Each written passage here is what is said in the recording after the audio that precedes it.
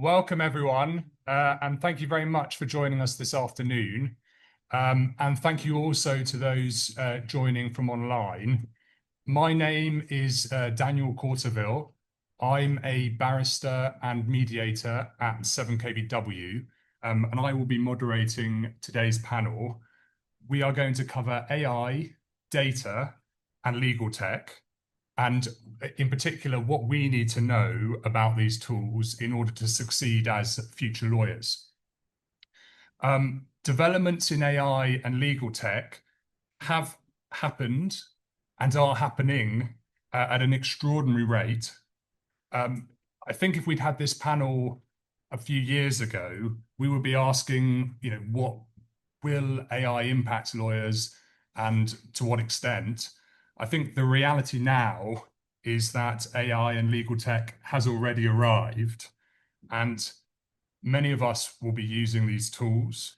Even if we don't, many of our opponents will be, and certainly our clients will be using them. So the question is no longer whether these tools and technologies matter. It's about understanding them, knowing how they can be beneficial, but also understanding their risks. And on that point, the regulators are now taking notice. The BSB published guidance on the use of AI and other technologies last month, which is worth reading even for the solicitors among us, given that there's been relatively little guidance published to date by the SRA. The message is simple. Lawyers are expected to understand the impact of AI and legal tech, even if they're not using it. The regulators recognize the benefits of the technologies, and they support lawyers using them where they can improve client service. But critically, responsibility for using these tools and technologies remains with the lawyer. And so it's for the lawyer to have an appreciation of the risks and the safeguards that are needed. Now, with that introduction, I'd like to take you through the panel who are going to be leading this discussion. So I'm going to start with Rhick on my left. So Rhick Bose. Rhick is a founding member of Crimson Legal AI, which is a dispute-specific AI platform built by litigators for litigators. Rhick was previously a senior associate at Patterson Belknap, Webb and Tyler, as well as Wilmer Hale in New York, where he successfully leveraged AI in his legal practice. To Rhick's left is Nicola Gare.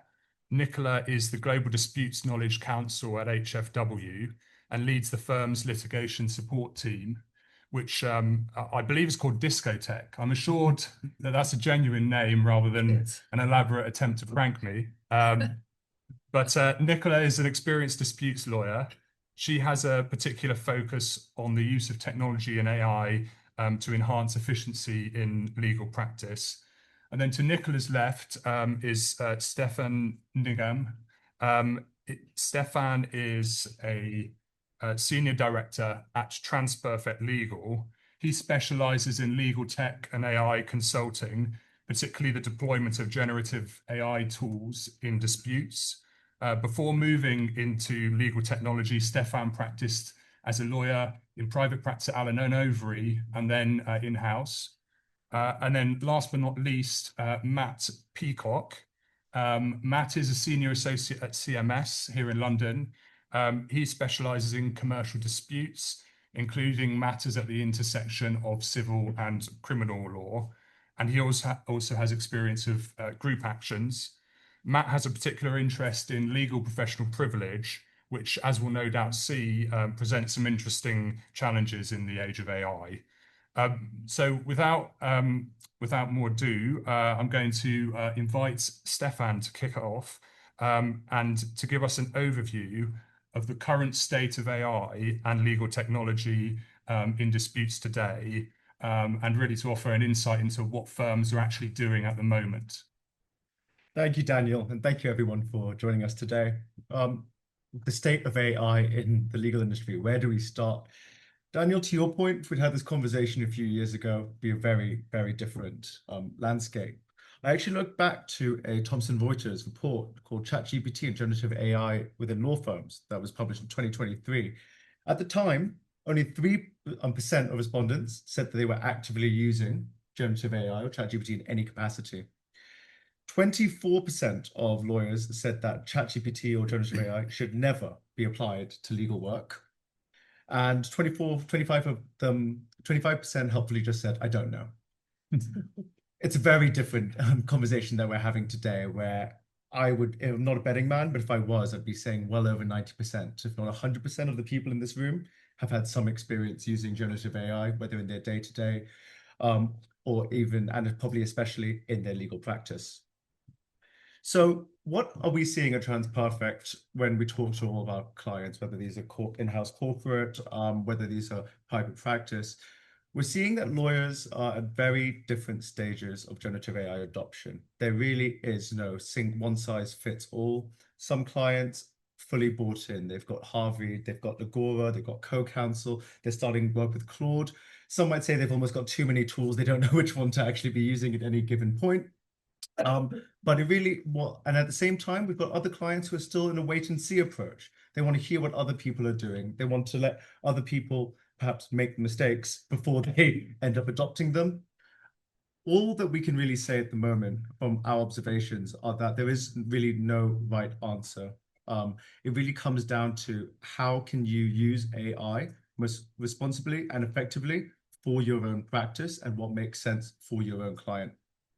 So what we're seeing being particularly helpful is the use of AI not letting that be a cart before the horse situation. Not saying we've got AI, what should we do now? It's more of a question of what is a pain point or a problem that we are trying to solve, and how can these new tools and how can these new workflows help us do that? We see this every day in some of the tools that are commonly used on the market now. In the e-disclosure arena, which some of us work in, many of us will have experience in, we're finding tools that are dedicated for the use of review and being able to implement a defensible, repeatable, verifiable workflow are producing the most value for our clients further down the line. Similarly, if we were clients who are saying, okay, well, what I really want to do is make sure that I'm using generative AI to accelerate research. It's the ones who are able to identify the main points they're looking at, whether that's looking at previous court cases and decisions using a tool like Solomonic, whether it's going much more into the detail using things like Westlaw. The value is really in being able to articulate what is the pain point, where is our time being spent unnecessarily, where am I maybe charging my clients unnecessarily, and how can we bring down what was otherwise going to be a huge amount of manual labor and make that something that is not just going to bring down cost, but something hopefully that can actually increase the quality of the output that we're generating and also bring other advantages, including speed and reliability.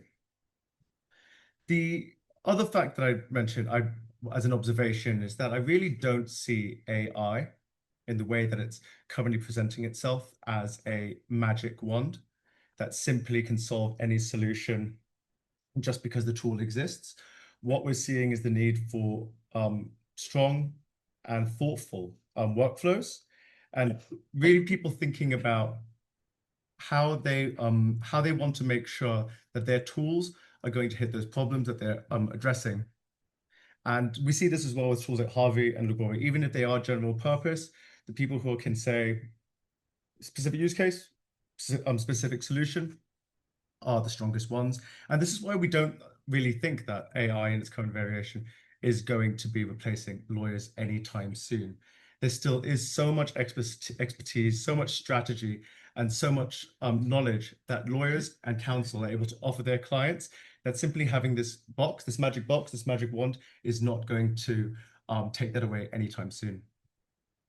Thanks very much, Stefan. That's really helpful to know where the market is, and just to get that overview. I'm sure people can compare notes over drinks later as to their favorite tools and who has what. So turning to AI itself, Rhick, we've heard where the market is. It'd be interesting to have your view on what AI is genuinely good at and what it's less good at.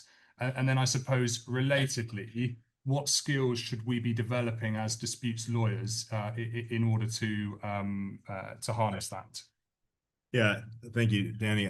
I think Stefan's lead in here was actually perfect because Stefan mentioned specific AI for specific use cases. So I'm going to be talking about vertical AI as opposed to horizontal AI in just a little bit, but I want to answer your question first. Crimson's a vertical AI tool specifically for disputes lawyers, meaning it's designed by disputes lawyers. I hear you guys say disputes, not litigation. So disputes lawyers for specifically for the purpose of complex commercial litigation. So what AI is good at right now is I think of AI as of course, that's speaking very broadly, but as a really brilliant, but perhaps overconfident junior associate who's super fast, tireless, will work all night, but you wouldn't file the AI's product without triple checking the work product.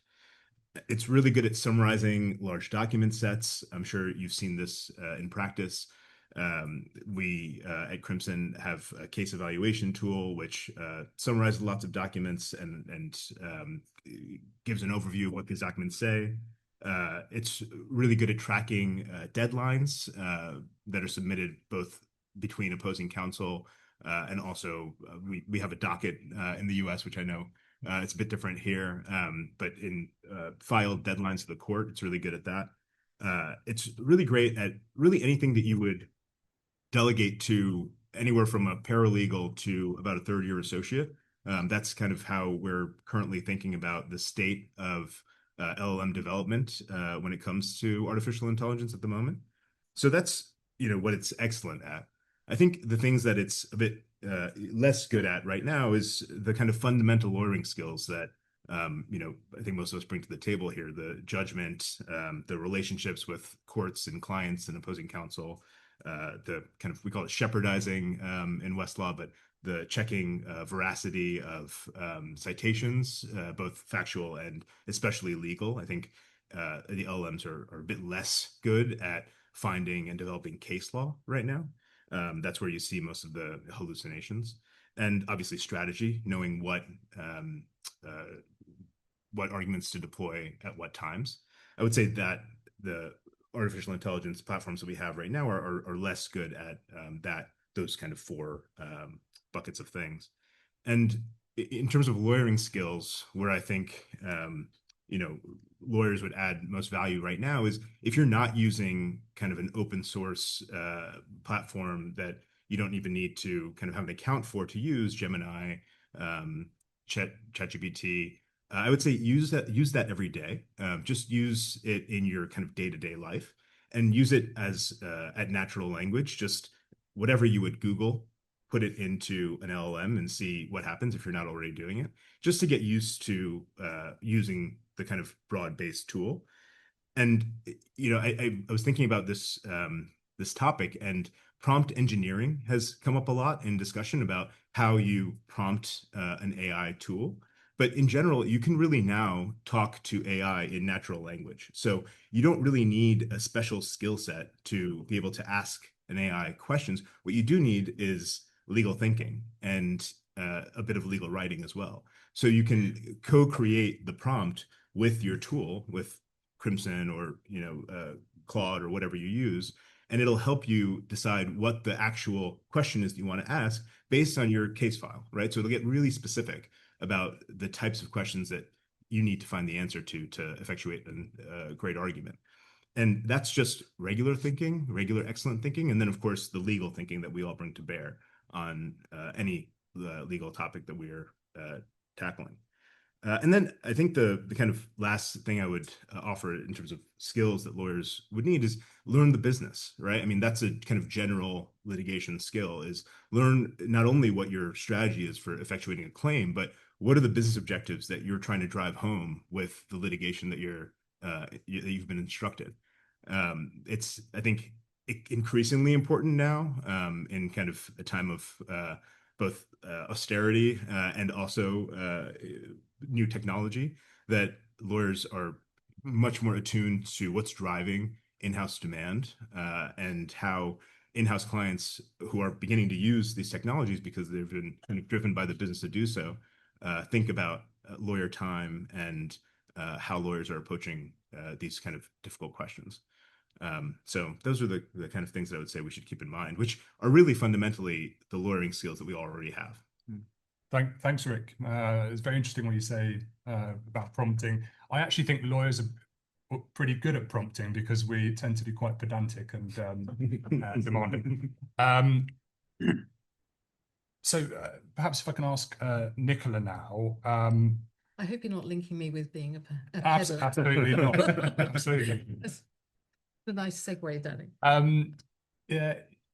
Could you give us an explanation about how AI, legal tech, data, how it's changing the role of the disputes lawyer, both at a junior level and also at a senior level? Yeah, absolutely. And thank you for that. And I endorse what Stefan and Rhick have said, and I'm sure what Matt is going to come on to say. It's no doubt, and I know I'm talking to an audience of either disputes lawyers or those involved in the disputes legal industry. So I'm sure we're all aware that it's changing our roles. That's not going to be the snippet from this panel, I'm afraid. But how is it changing, and what can we do to basically ensure that we're not made redundant in the next 3, 5, 10 years' time?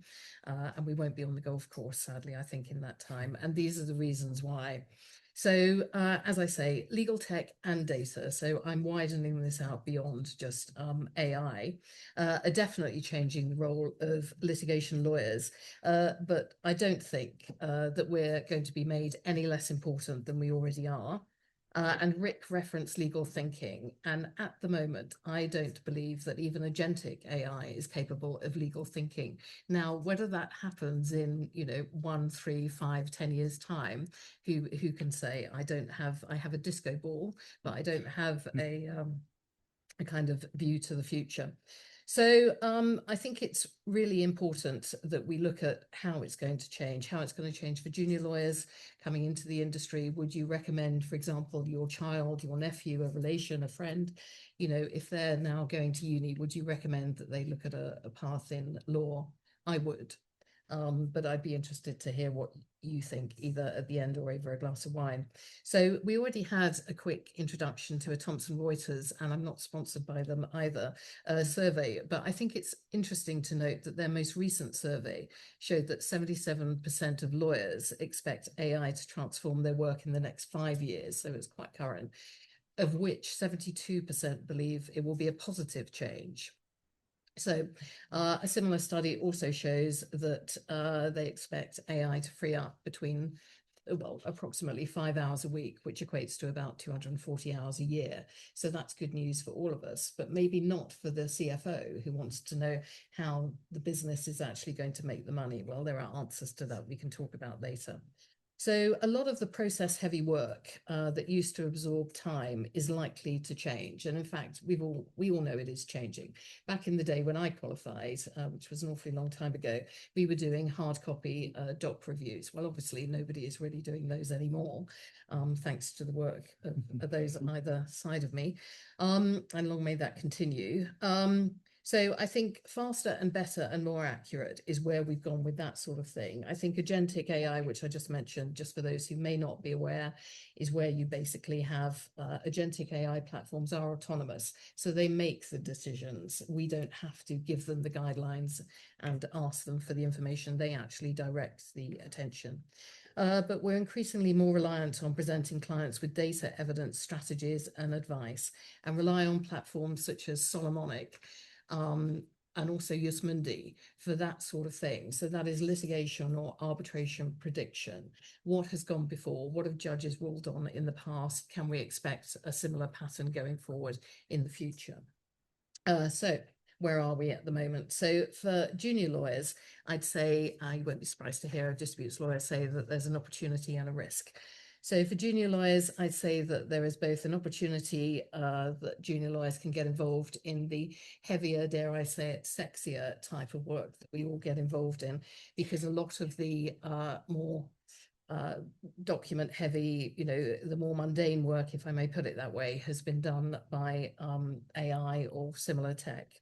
The risk of that is, and this is where I may become a little bit of a dinosaur myself, but the risk of that is, I think, when I and my contemporaries grew up as baby lawyers, we learnt about cases by reading judgments. We learnt about our client's case by actually getting into the weeds of it. Now, if we're delegating that to tech, are we happy that junior lawyers are still having that insight, still getting that legal training that we would have had? Arguably, it's a different type of legal training, but I think we just need to be aware of that. So as I say, legal tech can remove a lot of the process-heavy mechanical work that traditionally took up time, and which now I think most clients would be questioning whether they should be paying for. Things like first-pass doc review, chronologist, summarization, reviewing large volumes of document, spotting patterns, all of that can be now looked at by tech and by AI, giving junior lawyers the opportunity to move to higher value work. What for the senior lawyers then? What is our role? Well, I would say our role, and I'm sure we're all aware of a case and a judgment that came out last week, so I'm not going to dwell on that, save to say that it highlights the fact that our role is one of supervision and responsibility. So for me, a senior lawyer's role becomes even more focused on judgment, accountability, and strategy, i.e. the really interesting things, for me anyway. So senior litigators need to decide strategy, what questions should be asked, what arguments are worth running, what risks, really matter, and whether an AI-generated output is actually reliable and useful in the context of the case. The role moves from drafting to supervising, validating, and deploying technology. So what should you use and when? And I'm sure those on my left and right will have a view on that. We also need guardrails, and I think lawyers need to be part of the conversation with our risk teams about how guardrails are put in place and what they need to include, as well as the use of legal AI policies. And I and my fellow knowledge management lawyers at my firm are definitely involved in that. I don't think you can have that in the abstract. So I think guardrails for me are really super important. For senior lawyers, as I say, the shift is judgment, strategy, and accountability. I think, in short, my answer to this, it's a pretty long answer, some of you will say, but my short answer is that AI is not replacing litigation lawyers, hurrah, but it is changing the way and the shape and the way in which we work. Successful lawyers, in my view, will be the ones who combine legal judgment, which I don't think we can currently outsource, with tech fluency. So basically bilingual, okay? I think successful lawyers need to know the tech and they need to know the law, and how we can use these tools to manage data, cost, and complex situations without losing sight of the judgment that the clients and also the courts expect us to have. And I think one of the questions, if we get that far, we'll then talk about what elements we really need to focus on. But those are the points that I'd raise at this juncture. Thank you very much, Nicola. That's very useful. We've spoken a lot about AI. We're going to pause briefly to talk about another topic, but don't worry, we will come back to more AI. So I think I'd like to ask Matt to just address us on data analytics and how data analytics are changing the way that lawyers work, and whether we're moving to a world in which litigation is more probabilistic. Yeah, sure. Hi everyone. Lovely to see such a packed room, mildly intimidating, but we'll push through that. Yeah, big data, and by that, picking up on something Nicola said, I'm talking about platforms like Solomonic. I think people seem to fall into two camps. One is that, it's not going to change my work. Why do I care? It's just some stats. And the other camp are the people that sort of realize they can use it to change their work. My view is that a lot of lawyers, including in this room, will have built and are building their careers on having good judgment, good intuition, good legal analysis, and don't see necessarily that big data adds much. Every case is unique. Why do I need some stats about someone else's cases? I do see it slightly differently, and I know others do too. Big data such as stats you can get from these platforms, I think do enhance rather than replace any analysis. I'd to give a couple of examples of that from the client side. It's not too hard to envisage a scenario where you can marginally improve your strategic advice by saying to a client, well, looking at the stats, claims issued in this list are proceeding to trial a little bit faster than claims issued in that list. And perhaps, for their commercial interests, it's helpful for them to go quicker or helpful for them to go slower. It's a small benefit, but it is a real one. And to some clients, it's very valuable. Another one is quite hard to articulate other than using, a term skirmishing in effect. We recently had a case where the law firm on the other side seemed to be indifferent to the facts and were just sort of almost pushing a pro forma approach. And that was the impression we had. I started poking around on Solomonic, and it turns out that the claim that they were threatening to issue against us, the draft particulars, was almost identical to the claim that they'd issued against other parties. And it was merely a matter of changing the parties' names and a couple of small factual points. And it was remarkable from a professional ethics point of view as well. That's something that I think I wouldn't have got without access to a big data set. Again, it did not fundamentally change the course of the litigation, but it certainly helped, including in our first application to the court, where we made the point that this is a bit more of a template pro forma approach. And then the second point is, I think, benefits for lawyers. There's some good market analysis that you can get out of this. Recently there's some stats come out about how US firms are taking only a small amount of the English legal market, the high disputes market, but they're taking the very, very top, the biggest and best disputes. That's interesting and useful insight, I believe, for the business of a lawyer. So that's that. Are we moving towards more probabilistic dispute resolution? I think no. I think there are some very narrow cases where I could sort of foresee how data and analytics could help clients make strategic decisions. The best one I could come up with, and it's something that's plagued one of my clients a lot, is they're very large in the travel industry, and it was amazing to me. They get sued sometimes multiple times a day for very low value claims for sort of holiday sickness, that kind of thing. I can see a world where you could sort of put that kind of narrow claim into statistics and databases and come up with some kind of probabilistic determination that, if a claimant has this evidence, this expert report, and these receipts, they're more likely than not to succeed. And that may not be for us as lawyers enough, but for a client it may be enough. These claims are an irritation to them rather than a big material commercial concern. Other than that, I'm yet to see something that convinces me will go more probabilistic than that. The longer I do this, the more I think actually even the similar cases are very different. The only thing I would say to caveat to that, and it is, I think, hopefully a key point for today, at least from me, we need to be comfortable being uncomfortable. AI has given us, a bit of a rough ride on that. No one truly understands the reproducibility of AI results. Quantum computing is coming down the road. That's even more uncertain.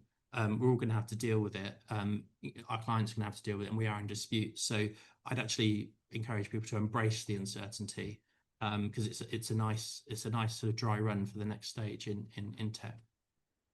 Thanks, Matt. And just very briefly, in terms of what lawyers should be doing in terms of developing skills that will allow them to enhance their use of data, do you have any tips on that? Yeah, sure. I think the main thing is for junior associates, I think you don't need to become a data scientist. You don't need to practice algorithms or analytics. I think just simply poke around on a platform like Solomonic or any of the others that we'll talk about today. Try and pull some stats, do some intelligent searches, and weave them into your advice and provide them to your supervising partner. They may strike 4/5 of it, 4/10 of it out, 4/5 of it out, but they may not. You know, that's how you sort of improve marginally. I'd say you don't need to become a data scientist. I think that's the main one I'd say. The only caveat to that is all these databases, right up to including CE file, are predicated on data, the claims that have been issued, and most have gone to final order. We all know those are the outlier of outlier cases. Most claims that come across your desk will go away or settle. So don't read too much into the data. Use it to inform your analysis, but don't rely on it uncritically. Thanks very much, Matt. To go back to AI, Rhick, I'm going to ask you to do what Nicola said she didn't want to do, which was to look into the crystal ball. So I'm going to ask you to look into the future and tell us really what are the most significant developments that are on the horizon in AI, and how you think disputes lawyers will be using AI and legal technology in 5, 10, 20 years' time.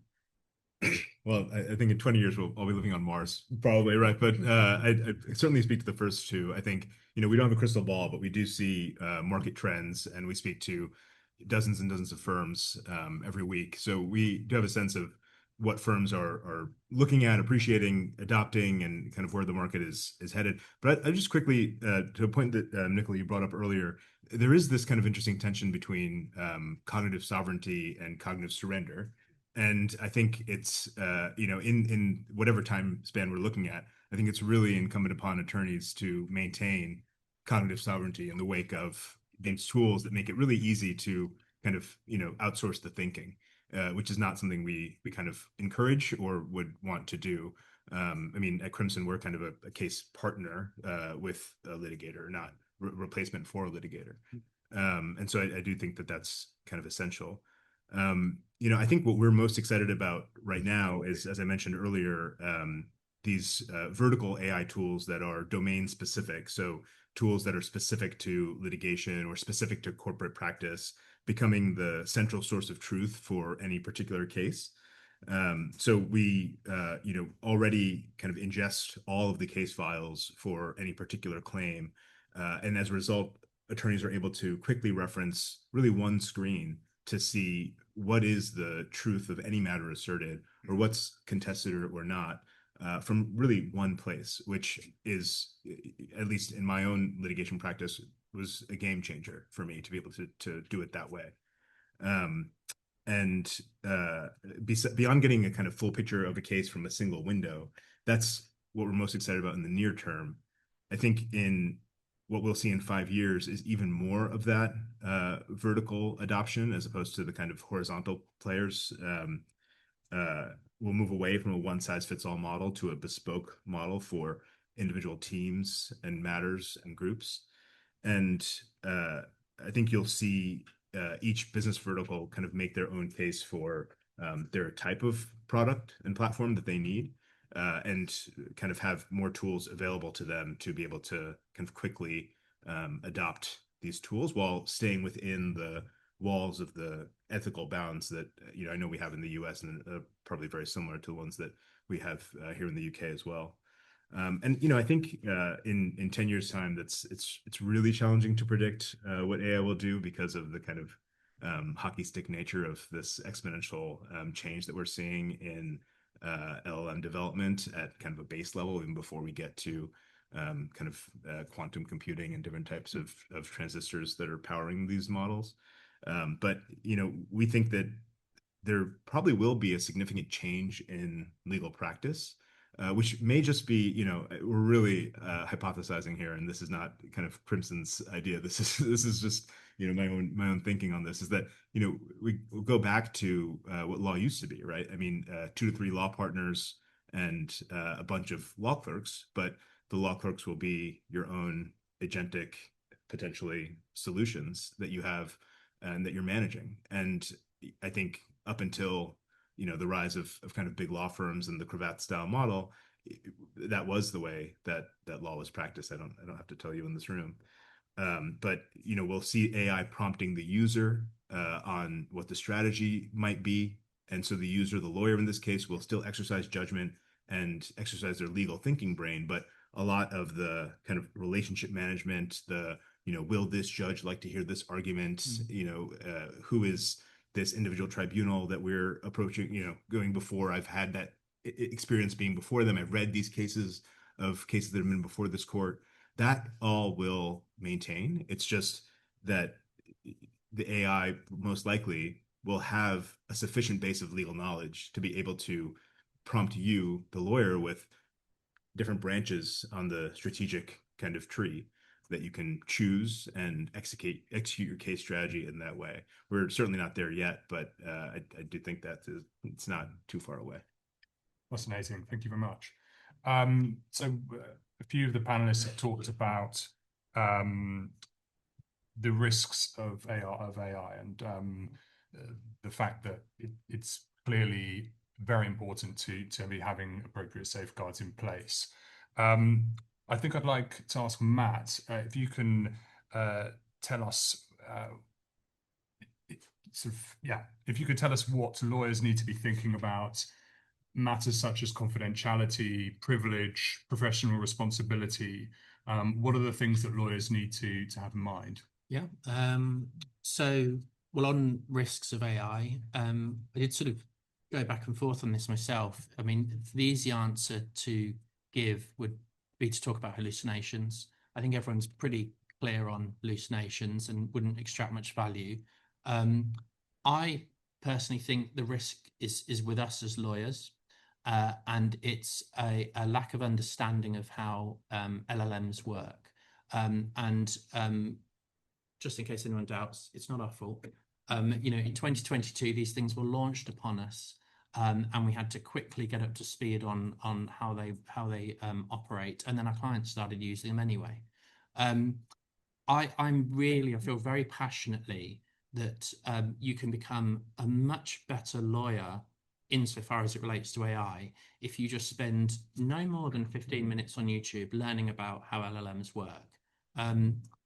Because if you learn about how they work, you learn about where they're good and how they can really improve your practice and your workflows, and where they can really expose you and your firm to a lot of risk. I've decided to take some risk on myself and try and explain in 40 seconds how an LLM works. Everyone here, or at least one person here, will know that this is sort of 40 years of computer science in 40 seconds. It's not easy, but here we go. So LLMs are given a lot of training data, and by a lot, I mean a mass that no human could ever read in any lifetime, thousands of years worth of reading. They chop that data up into words, and sometimes even those words get chopped up themselves, and they're assigned a numerical value. The closer words are related to each other, or even parts of words, they're grouped. So if France and Paris would be groups near each other. When you put a prompt into an LLM, I'm thinking of going to France, but I can't remember what the capital city is, and I'd like to know some things to do. It does the same thing. It chops your prompt up into words, and it does the same analytics that it did on the training data. And here's the bit that is somewhat shocking. The answer it gives is generated word by word. So the first answer is, the capital of France is Paris. That's generated word by word, and the LLM has no idea of what it's going to say past the and then capital of. It does the analysis again every time. So one way of looking at that is it's almost like a sort of incredibly advanced, powerful autocomplete. Now, some people may think, well, what use is that then? There's already autocomplete in Word. But when you think about it, that would work incredibly well for technologies like Crimson, where you have a very known small contained data set, and it chops it up and it does the analysis, and it can point you or help you float to the top material facts that you're interested in. Where it doesn't quite work, and I'd hope this is obvious from my 40-second explanation, is what's the principle in this case? Are there decisions on, the equitable principle of X, Y, Z? That it doesn't know. Another way of looking at this, and this is something that really resonated with me, AI does not understand facts. It understands what facts look like. That's a function of this sort of chopping up and statistical grouping. But as I say, I think when you understand that, and there are ways to criticize what I've just said, because it is too simplistic, it genuinely really does help you as a lawyer, and it reduces risk and it improves your productivity. So that's what I feel quite passionately about. In terms of confidence and privilege, we're at a sort of a fascinating time there. It's very easy to get a bit worried. Every time a new technology comes along, people sort of tend to have the reaction, oh, well, that's going to upend hundreds of years of law. My view is that the current principles of confidence and privilege apply quite well to using AI, clients using AI and lawyers using AI. There's nothing too much to worry about. The current direction of travel on the judicial guidance and the case law is protect clients' confidence. Of course, if you don't do that, you lose privilege anyway. We'll come on to privilege, but in terms of confidence, we've got a couple of decisions. I'm sure all of you have poured through them yourself. Some factually can be open to more discussion than others. There is a view in the judicial guidance and in some of the case law that if you upload anything to a sort of a more public platform like ChatGPT, a more commercial entity, you immediately and totally lose confidence in that material. I'm not convinced that's entirely right. However, it's where the decisions are. It's also where the US courts are going, that if you upload material, especially if there's terms and conditions which suggest that you have no reasonable expectation of confidence, that the confidence is gone and therefore your privilege is gone. So for now, regardless of whether you think those decisions are right, you've just got to be incredibly careful. In terms of what can you do, the lockdown platforms that our firms are negotiating and signing up for, Harvey, Gare, etc., that should already wrapped up. To the extent that you are remarkably using more commercial platforms like ChatGPT, don't. But if you are,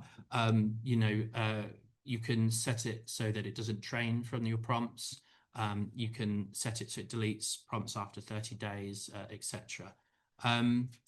Just by extension on that point, though, I personally am not fully yet convinced that uploading either a question about your client's issue or a draft note or whatever you're uploading totally and irreversibly loses the confidence in that material. The reason I say that is for the discussion I had earlier about how LLMs work. They decimate this stuff into pieces, apply statistical analysis, and then reassemble it in different ways every time. It's hard to see how in the real world someone could continually prompt an LLM to reassemble that material in exactly the same way. And even if that's theoretically possible, the chances of it happening, I would say Imperial College are doing some research to say that is slightly more possible than once believed, but it's still in the realms of unlikely. So notwithstanding that, preserve your client's confidence. Don't say what Matt said, because that's really not very helpful for me. In terms of privilege, I actually find this a much more fascinating area. I don't see any issues at all with litigation privilege and AI, as long as I say, the confidence is protected. On the lawyer side, absolutely. I mean, it's no different in my view than using Westlaw or any of the other tools we have access to. On the client side, you're getting into a bit more sort of prudential analysis. I'm not fully settled, and I'd encourage anyone to challenge me at drinks. At the moment, the sort of prevailing view is, if a client, let's give a scenario, they're thinking about estate planning and they say to their ChatGPT, well, I'm thinking about putting my house in a trust. What do you think about that? What are the legal pros and cons? On a prudential analysis, there's no privilege in that exchange. It's not with a lawyer, so that's over. However, I sort of have a couple of problems with that insofar as the prudential applies very neatly to it. The first one is I think all of us as lawyers are at risk of sort of anthropomorphizing AI and giving it this sort of third-party communication, almost human quality. It's a program. There is no third party at the end. There's no tax advisor or lawyer or anyone else on the end responding to these. And, I think the fact that this, your prompt goes to OpenAI or to Microsoft is kind of relevant because you can download an LLM and run it on your own machine. It doesn't go to anyone. It's no different than creating an Excel file. I just see it as a document that's created. And that's how the analysis on privilege should work. So in that example, there would be no privilege in the output. However, if you take a little bit further, what if the client had said, or the layperson had said, I'm taking advice on putting my property into a trust, and I've got all these documents. Can you help me put them into a table and summarize them so I can send it to my lawyer? I don't want to spend £10,000. I could spend £5,000. I think there are arguments that exchange is privileged. And the reason for that is because you're generating material for the purposes of obtaining advice. The fact there's no communication with the lawyer, in my view, is irrelevant. I would say that the US view of attorney work product is harsher on that analysis. But I think the English, the law in England and Wales is slightly more tolerant of it. And I think there is opportunity to argue that it's privileged. So that's where I land on those. But as I say, protect the confidence. That's the takeaway. Thank you. Interject a little. I absolutely agree with a lot of what Matt has said. You won't be surprised to hear disputes lawyers have a slightly different interpretation. So my interpretation is that where you use chatbots, legal advice privilege may not actually be covered. Or it may not be relevant actually. So what I would say is, and this is obviously more directed to clients rather than lawyers, I'd be shocked if a lawyer was using a chatbot for legal advice, but I suppose it does happen, and frankly has happened. I would say there you are at risk because a chatbot has been held not to be a lawyer, thankfully. Otherwise, we wouldn't be sitting here anymore. So I would say treat with caution. I would also say experts, for example, using Chat GPT, Copilot, whatever it may be, if that is open, then I think there may be a risk, depending upon what they're using it for, there may be a risk that perhaps the thinking behind their expert report may not be privileged. But again, this is all, supposition. We haven't yet had a case on it. But what we absolutely have had a case on, which is the Mania case, which I'm sure we all know about, which is where confidential information is all about, as Matt was saying, if you lose the confidentiality of a document, you've blown privilege, absolutely, without doubt. So if you use an OpenAI source and you put confidential information in there, then you by extension have lost privilege. So I would say treat with caution. I mean, most of the firms here, and most of you guys, I'm sure, as my firm has a closed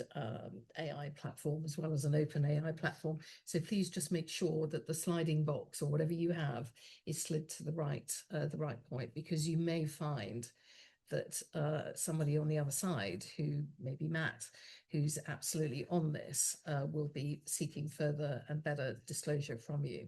I will be. Yeah, absolutely. And as I say, this is all supposition, and we're speaking from our own personal viewpoints here.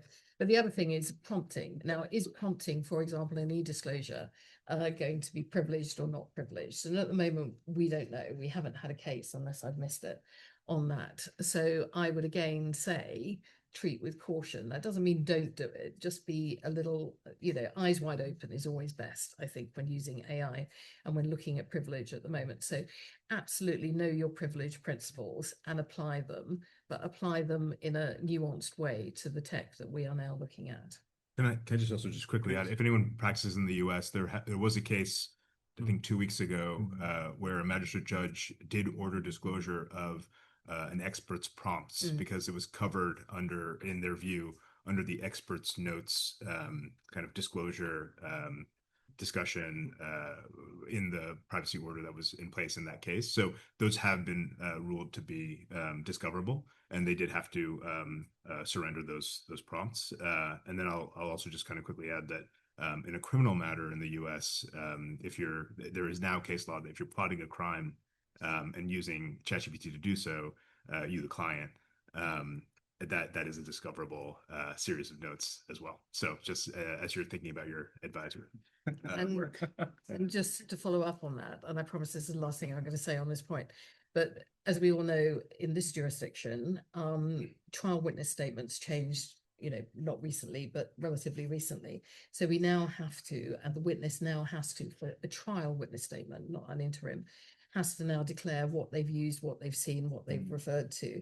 So I would also say be slightly cautious and definitely have a chat with the witness beforehand about whether they're going to actually use AI for any of this, because if they do, and I don't think there's yet been a definitive answer, but I would suggest that best practice would be, and the courts would assume that would be referred to. So again, eyes wide open, don't be scared, but be aware.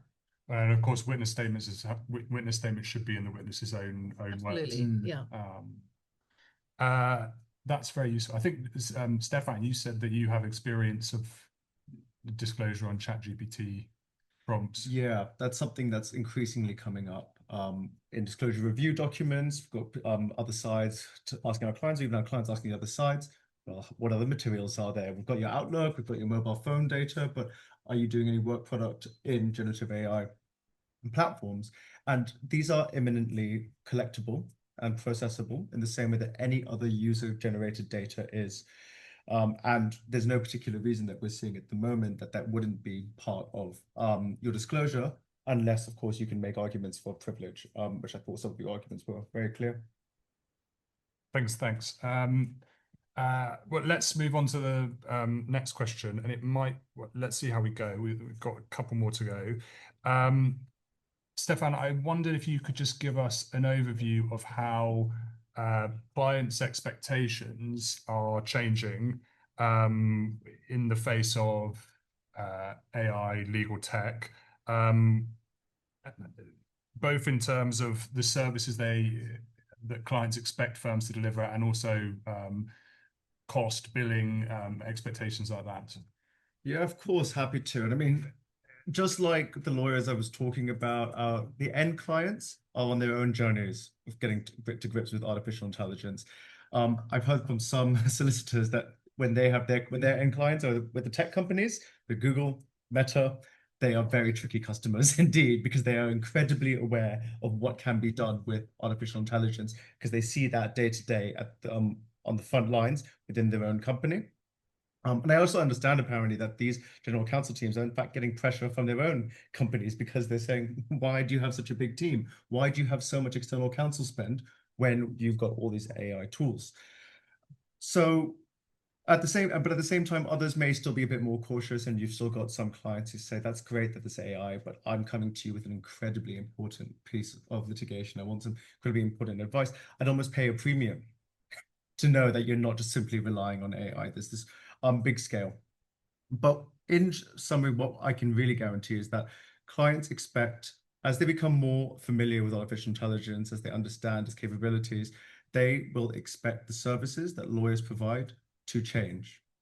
Now, there's different facets of how that can change. Cost may be one of them. Cost, I think, introduces an interesting tension, because clients will now be completely aware that there are certain tasks that lawyers have historically charged for, such as first level review, research done by juniors, even just document management, simply working on your document file in iManage, or going through and word processing and making sure everything's pretty and looks good and disclosable. Clients will now be looking through your chronologies and asking, do you really need to be charging me for that when you could be using AI to do so instead? So that puts it very clearly in one bucket, sort of commoditizable work, whether this is down to low level, just document processing, first level review, which isn't about legal analysis, but rather plain relevance. They understand that technology is out there, including the things that I can offer, that you can now suddenly review 100,000 documents for relevance in a quarter of the price it would have taken humans to do the same, and maybe more importantly, in a tenth of the time that it would have taken. But at the same time, you've got those pieces of legal advice, the cream of the work that in-house counsel are going to the external counsel for, which can't simply be AI'd away. You can't simply, and I've got experience with some end counsel saying, okay, well, what I'd like to do is I'd like to save cost.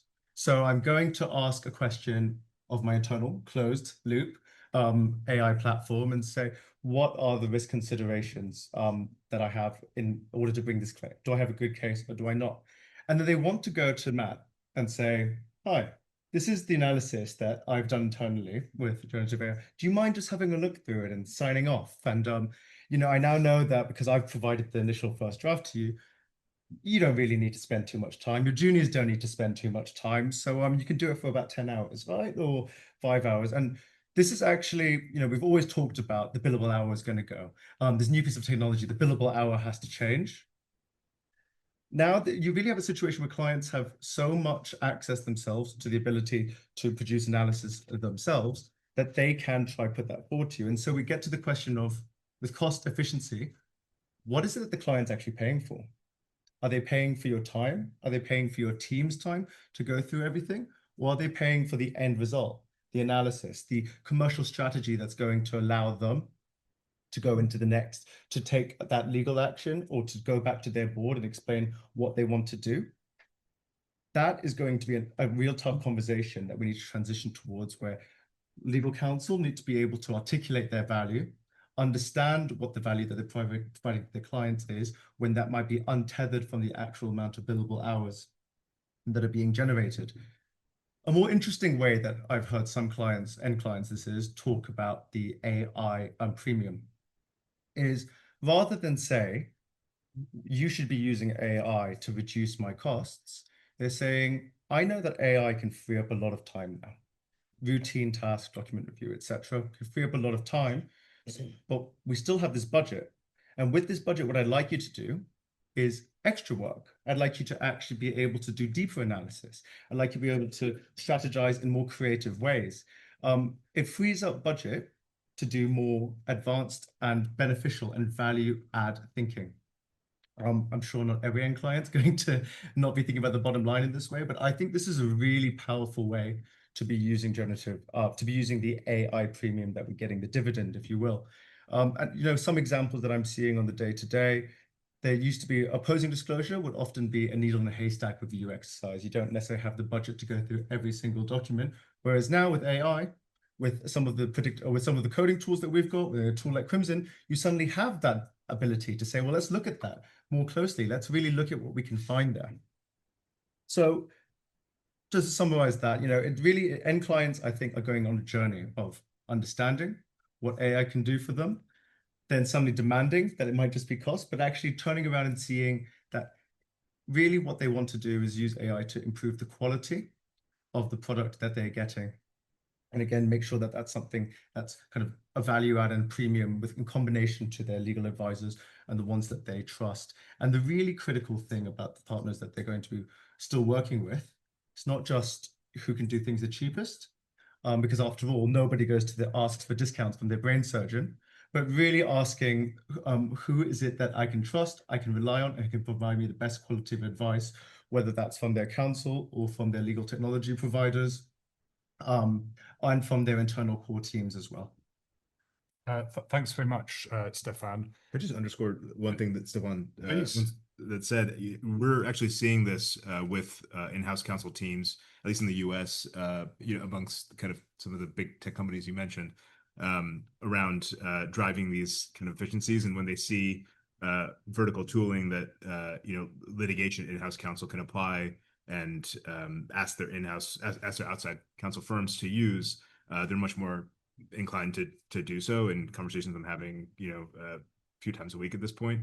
And then I'll also just say that we've also seen that with horizontal AI tools, it actually sometimes takes more time to you get the product, and then Matt and his team, like, you still have the junior review it, and then Matt still reviews it, and there's still inconsistencies and issues with kind of non-tailored tools. So It's kind of it's just to kind of underscore everything that Stefan was saying. I think that's completely right. It's threading that needle of making sure that AI is providing the advantages, whether it's cost or efficiency or quality that we want it to, while also mitigating the chance of the risks that come with it and the hallucination, and making sure that you're not inadvertently using AI to create more work for everybody to be doing, for verifying the citations that are coming out, making sure that the source documents that are being brought up actually say what they say, actually say what the AI system is telling you they will. Can I just say, on that, I absolutely agree with the points that have been made. And personally, I hope that we are seeing the end of the hourly billable rate. I don't think that that does us any good as a profession. It kind of almost seems to encourage inefficiency. And for sure, it doesn't really help those of us who have outside commitments and can't spend all day in the office or all night in the office. But what I would also say is it's up to us, I think, to manage our clients' expectations, because we have always had clients who either because they used to be a lawyer 10 years ago or whatever it may be, they're in-house GC, and yes, they absolutely have an understanding of what the law is around their particular area, and they will often come to us and they will unpack what they think the answer is. And then we are paid and we are required to give our expertise. That's why they come to us. So I think even if they do use Copilot or whatever it may be, which I'm absolutely sure, Stefan, is happening, and I know it's happening already, it is up to us to actually investigate that. And we have to have, I would say, not challenging, but, you know, along those lines, a conversation with the client to say that we can't just accept that at face value, because I guarantee if it goes wrong and we've relied on, you know, that finding, or if there's another case that came out between that research and, you know, us opining on something, then, you know, we will be responsible for that. And they're coming to us because we are their trusted advisors. So for me, we should always sensitively, because often our clients, especially GCs and in-house counsel, have more knowledge about their particular area than a lot of lawyers will have. But we have to sensitively, I think, unpack that and absolutely check that what we're opining on is the state of the law at that moment. And that, I don't know how, I mean, that's how, as a lawyer, I will deal with things, and that's how the teams at my firm will deal with things. But what about you? What's your thought on that? I agree entirely. The only thing I'd add is, you know, there's an argument to encourage clients not to upload your advice to AI to criticize it or to test it, because of course they risk undermining the confidence and privilege for the reasons we've already discussed. They may not like that because they may think that you're trying to stop them from testing you, but I still think the point should be made. A difficult conversation.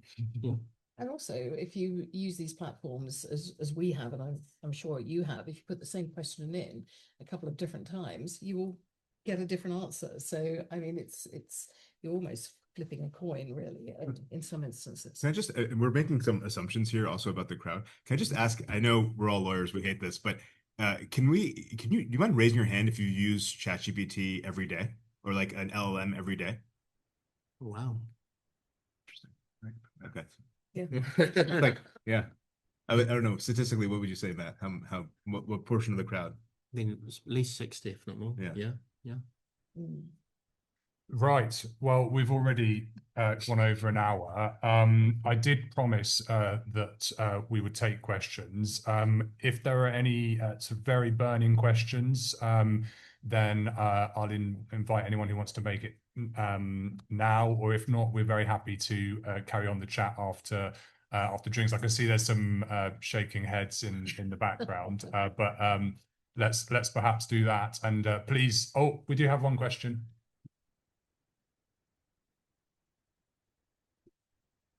To what extent anyone on the panel would consider that it is necessary, or at least very important, to request permission of a client before we use AI, and it should appear in an engagement letter for the client to be fully aware that this is going to be the case if you use AI on a regular basis before you advise the client? Great. So did you get the question? Did you? Yeah. Okay, I'm happy to take that. And then, Matt, I'm sure you've got a view. We're both in practice solicitors on the panel. I would say absolutely. And if not already in our CCLs, I'd guarantee it's surely to be in our CCLs. Yeah, so that's my firm's take on that. And that's, rather, that's my take and my firm's take. I agree. If my reading of the BSB guidance is that you need to, I think that should apply equally to solicitors. Also, I think there are good reasons for doing it. One, so the client's fully aware of how the client's the advice has been generated. Two, because you can almost sell it. We've used this to speed up the work. But also, I'm sure many of the other people in this room will have this. Some clients actively object to AI for various commercial reasons. And we have a internal database where you need to check before you use AI with any client to make sure they're not on there as having, and surprisingly, it's a lot of tech clients, but Well, they know it's Well, that's best. because they- Exactly. Yeah, I would say we would also encourage you to get and put it in the engagement letter and follow those best practices. I fully agree, but I wonder, just we talked about what's going to happen in 10 years, 20 years. All of the technology and the ways of working are moving so quickly and it's becoming so natural. I wonder if in 5 or 10 years it'll be necessary to do it, or it'd be the same as doing a disclosure to your client that you're using Microsoft Word or that you plan to use Outlook to respond to their emails. Yeah, it's a good point. Yeah. The here and now, though. Fully agree on the here and now. Okay, so unless there are any other questions, If you have time, I know Matt and Nicola have already mentioned, obviously from Solomonic level the shout outs, but I'd like to know, in practice, how do you apply this data in your client advice? And then maybe to Rhick, how does that compare to other jurisdictions? Are we doing a good job? Could we be doing a better job? Do you want to kick off and I'll follow? Well, in terms of application in practice, very similar to the examples I gave earlier. So, whenever any new client or new matter comes in, I tend to, for want of a better phrase, poke around on databases and see what I can work out about, the client, the other side, similar disputes they've been in, that kind of thing. I'm so sorry, I forgot the second half of the question. Oh, that was for Rhick, though, wasn't it? What can they do better? Oh, what can clients do better, or what can?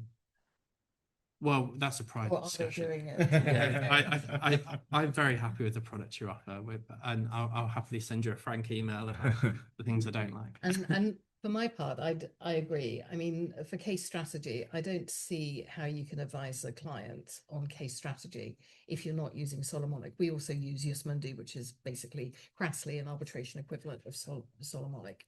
Slight differences, but similarly, we also carry out due diligence, obviously, on appointing external counsel and arbitrators and so on, and on judges. And we use Solomonic and Jus Mundi for that as well. And we also look at footprints to determine what sort of litigation footprints. And Solomonic is, for those who may not know, an analytics prediction platform, plus so much more, but to do with English litigation at the moment, although I keep trying to persuade them to go overseas in ways. But so, yeah, for every English lit case we have, we would be using Solomonic to investigate. And not just those points, but also, as Matt was saying, as we all know, disputes lawyers amongst us, 80% of cases settle and don't go to trial. So it's interesting to see at what point cases often settle. Now, as an experienced lawyer, as we're experienced lawyers, we will have a gut feeling for that. But I think we are now in an evidence-based world where clients find it very persuasive if we can give them stats and data. That doesn't take away from us. It's not a case of the computer says yay or nay. We obviously have to overlay the circumstances of the case and all the ancillary information. But I think as a vanilla starting point is quite helpful and extremely helpful, actually. What can you do better? Again, maybe we can catch up on that. I think the cost module would be excellent, and I know you've just created the Court of Appeal module, which is great too. So well done, you. I think the what can you do better question was from me, sorry, and yeah, the way I'll answer it without kind of angering the home audience here is that I really do think so. I was using a horizontal AI tool in practice about a month ago. Or 2 months, I guess, at this point, 2 months ago. And I saw a vertical litigation specific tool. That evening, I flew to London and I asked, Mark, our CEO, I said, this is exactly what I would use as a litigator. Like, I don't want to adopt this. I want to kind of be a part of shaping what this is going to look like in 5 years. And that's so if I can kind of make a comparison from a, you know, only slightly biased perspective, is that I think people who are increasingly frustrated with their experience of horizontal AI tools and how they're not fit for particular use cases in litigation specifically, and are moving to specific vertical applications of tools, I think they are seeing tremendous value and are doing it right, and that includes many UK litigators. So everyone's doing great. Right. Well, thank you very much, everyone. That really is the end. But please, if you do have other questions, feel free to come and grab us some drinks. I think there's drinks and canapes. I think the terrace is open for the brave and the warm, I suppose. But yes, thank you very much again for coming. And can we have a round of applause to the panel?